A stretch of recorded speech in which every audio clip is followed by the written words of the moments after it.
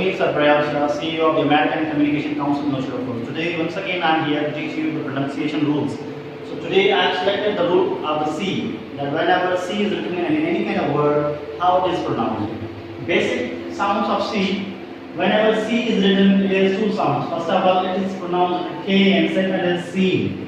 So now the question is that where to pronounce C as a K and a C as a scene. So there is a rule that whenever C is written anywhere, we mostly pronounce it as a K. And sometimes whenever the C is written before, means when C comes before EIY, it is pronounced as scene. Just suppose here, these are some words in which C is pronounced as a K. Count, council, country, care. But now, whenever these words are written, means C comes before E, Y, I.